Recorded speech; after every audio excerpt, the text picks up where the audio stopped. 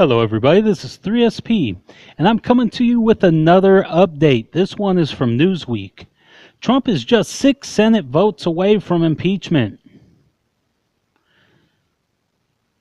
At some point in 2019, if not sooner, a Republican senator may walk into the Oval Office and say to President Trump, "Mr. President, we don't have the votes at which that point Trump presidency will end in a resignation or a conviction in the Senate." This scenario actually occurred 43 years ago this summer when Republican Senator Barry Goldwater walked into the Oval Office and told Republican President Richard Nixon that they didn't have the votes in the Senate to save his presidency. Following impeachment in the White House, a trial takes place in the Senate. A conviction requires 2/3 of the Senate, and by my count, there are already 12 senators who have shown a willingness to take on the president when they believe he is in the wrong. If you add that to the 48 Democrats in the Senate who have shown no inclination to work with this president, Donald Trump could be 6 votes away from conviction in the Senate. Of course, this assumes that the forces now in motion continue on their same trajectory and result in an impeachment vote. They are the investigations into the Trump campaign, evidence of weakness in the Republican base, historical trends indicate a possible Democratic takeover in the House, and, last but not least, defiance in the Senate. This last trend should be particularly worrisome for the president. Article 1 of the Constitution gives them the last word on the presidency. And yet, instead of making friends in the Senate, Trump has done the exact opposite. After the Senate failed to pass his Obamacare replacement, Trump took to Twitter to denounce them as fools and total quitters. That could have gone over well with senators who opposed him along the way. One of them, Senator Susan Collins, arrived home to an impromptu gathering of supporters at the Portland airport who applauded her vote against the president's replacement of Obamacare. Senator Lisa Murkowski was defiant after being called out by the president, saying no second thought at all. None. After her vote against the president on health care, Senator Mike Lee of Utah has been none too pleased with the effort to repeal Obamacare, insisting that it does not go far enough in lowering premiums for middle-class families. But perhaps the most high-profile opposition to the president came from Senator John McCain of Arizona, who returned to Washington from his hospital bed to cast the dramatic and final vote, killing the Republican replacement of Obamacare. After Trump, during the presidential campaign, ridiculed McCain's 7 years in a prison camp in Hanoi, the Arizona senator showed he is clearly not afraid to take on the president. Another Republican senator from the West, Dean Heller of Nevada, also felt free to criticize the president and vote against him on several key issues. Senator Bob Portman of Ohio and Shelley Moore Capito of West Virginia, has been vocal on their opposition to the president's budget, especially the proposed cuts in drug treatment programs. Capito threatened to lead a bipartisan group of my colleagues on the Appropriations Committee and the Senate to reject those proposed cuts. They are part of an 18 Republican senators who voted against the Trump budget. A second major setback for the president in the Senate was passage of a Russia sanctions bill that curtailed the president's freedom of action in adjusting sanctions, a clear signal that an overwhelming number of senators don't trust the president on Russia issues. As a further reflection of the interbranch distrust, there are two bipartisan bills in the Senate which could check the president's ability to fire the special prosecutor Robert Mueller looking into the Russia issue. One is sponsored by Senator Thomas Tillis and Senator Christopher Coons, and the other by Senator Lindsey Graham and Senator Cory Booker. Senator Graham has gone so far as to warn the president that firing Mueller would mark the beginning of the end of the Trump administration. And then there is a man who used to be the president's closest friend in the Senate, Jeff Sessions, who endorsed Trump when no one else would and became his attorney general, only to suffer weeks of embarrassing insults from the president.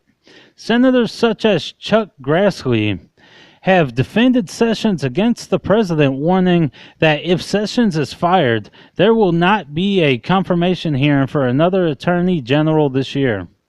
Senator Rand Paul has been a consistent thorn in the president's side, repeatedly questioning his foreign policy appointments and insisting on an op-ed.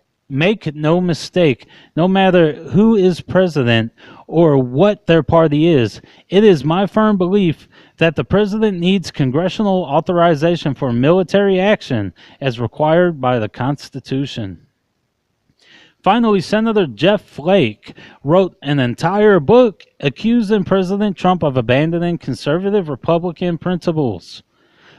Flake is facing a tough re-election race, and his book, Conscience of a Conservative, the same title used by his hero Senator Barry Goldwater 57 years ago, is either a Hail Mary play, a genuine attack on what Trump has done to his party, or both. In it, he writes, "Never has a party so quickly or easily abandoned its core principles as my party did in the course of the 2016 campaign. These 12 Republicans have no fear of the president. You could probably add Senator Cory Gardner, who is up for re-election in 2020 and whose state also voted for Clinton in 2016. The president needs to start making friends in the United States Senate.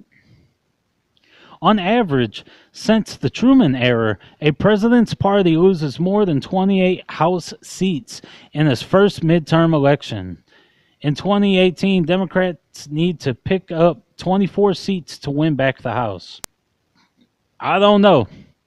There's a lot going on in the nation, and with what in my opinion was an overreaction to the president's reaction and what happened to Virginia that we see in Charlottesville,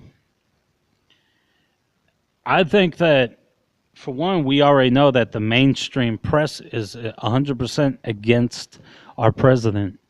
We also know that the liberals find any chance and they dissect every single sentence he makes to find offense in it. In my opinion, his first statement dealing with Charlottesville was extremely acceptable. And in my opinion, I don't like making comparisons. This will be my first time on this channel making any comparison between Barack Obama and Donald Trump. But if Barack Obama made that exact same statement dealing with Charlottesville, the media would have applauded him and they would have said it was the most beautiful statement they've ever said. I'm positive that would be the case. I don't really see how they, especially like different CNN people like Don Lemon and I forgot the other gentleman's name, were crying on TV. Because it was fake. It was totally fake. And they were trying to force out tears. Definitely trying to force out tears. But again, the offense of saying that both sides were to blame because they wanted to make it appear as only one side, the KKK, white nationalist, the racist side, that were there, they wanted to make it as if they were the only ones fighting, when we know that buses of counter protesters came in with bats and chains and helmets on, and improvised weapons like coolers full of urine balloons. Ugh. Ah, I just thought about it, hit my eyes, and Jesus. But and even like improvised flamethrowers, and the white nationalists, the KKK, and whatever hate groups were there. They had people with guns and basically bats and riot gear on. So, as I said, in that situation, everybody came there to fight. I think everybody that went there geared up and wanted to fight, and everybody that went there got exactly what they wanted. And the tragedy where the young lady died, it was a total tragedy, and it was a hate crime. Definitely a hate crime. But again, there were bad actors on both sides. I agree with the president on that one. And I think all this outrage is just garnered toward this right here, because they've already been talking about impeachment. They've tried it with the Russia collusion narrative, and there's just not substantial evidence for that to happen. They keep calling for impeachment on different things. Well, they think they have a slam dunk on this one by putting words in the president's mouth, which is what they did. He didn't say something, so they interpreted that as he supports the KKK and that he's the cause of the Charlottesville riots, which in my opinion is ludicrous, but it's an extreme stretch, but that's the way they want to use it, and that's the narrative they're running with this time. And who knows what it'll be next time. But we know with the media and with the Democrats, it's always going to be something. It's just always going to be something. One thing after another after another. So, and that's what Trump can look forward to if he still wants to run for president in 2020, which if he decided not to, I wouldn't even blame him, because all it's going to be is just daily witch hunts. So, in my opinion, if there was an impeachment, it would be a real tragic day, not just for conservatives and Trump supporters, but basically for the nation, because the President Trump does have a plan to keep bringing jobs back and cutting policy, and I highly doubt that Mike Pence would be staying on that same stream of trying to build the economy and the infrastructure.